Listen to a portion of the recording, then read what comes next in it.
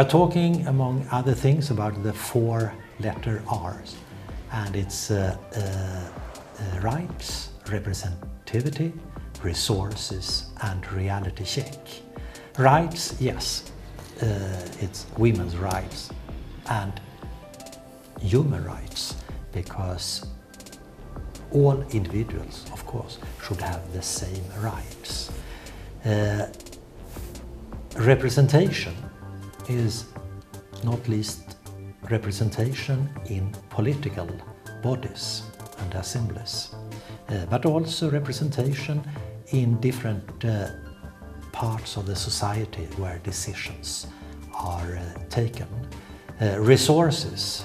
Yes, sometimes in the short run you need to spend resources to achieve gender equality. But in the long run, of course, to achieve a sustainable society, you need to make full use of all citizens, men and women. And lastly, and that's one area that very often is forgotten, reality check. It's not just a matter of nice words. We really need to check that we are implementing our visions.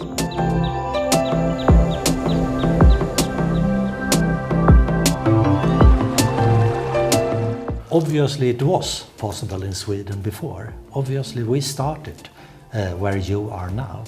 And in my view it's very much a two-track approach where you need to have interaction between progressive legislation and change of the mindset among citizens. In my view, today, not to make use of 50% of the population is very bad management of a society. And in my view, it's definitely no way back.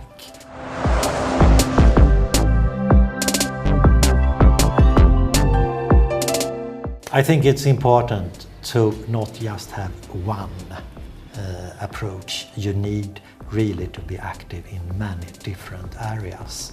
And we are talking about the political life, we are talking about the business life.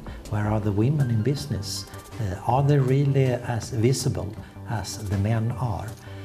And we need a strong civil society that could push for this development.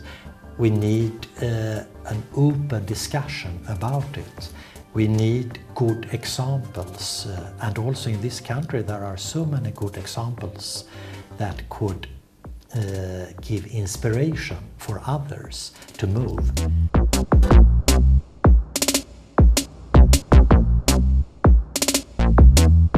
We have once again this interaction. We have legislation that is indicating something for the political parties. But then we have a reality that shows something completely different. And I had hoped for a progressive approach from the political parties. But obviously very few parties in this country are living up to this progressive attitude. And if the political parties are not going in the forefront in this regard, then it's rather the voters and the civil society that have to push for it.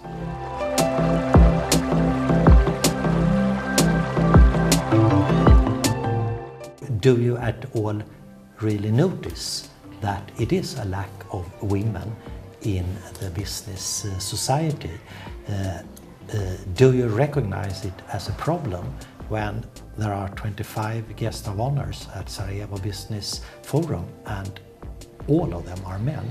Do you really have that kind of awareness? And also I would say that it's always an interaction between political life and business life. You cannot just develop one part of the society.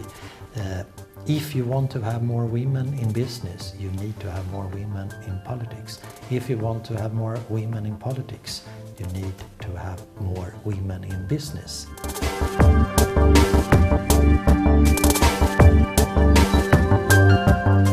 In the preamble to the treaties of the European Union, we have gender equality as one of the values that should be guiding values for the collaboration in the European Union and for its member states. So in that respect, it's very obvious that this is a real priority.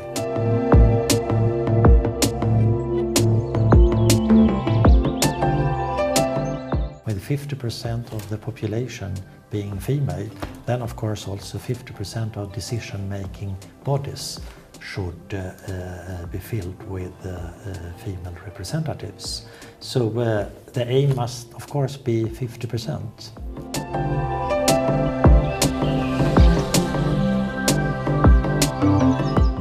I really hope that with the example of what has been done in Sweden and what is done today in Sweden and what we are looking upon as a challenge still in Sweden, we hope that that example could become a positive example in this country.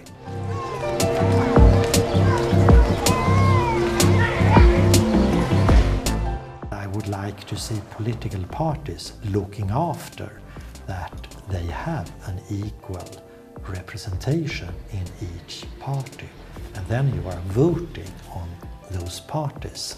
But as long as the parties are not really delivering equality, then of course it's relevant to both for voters, for international community, for civil society, to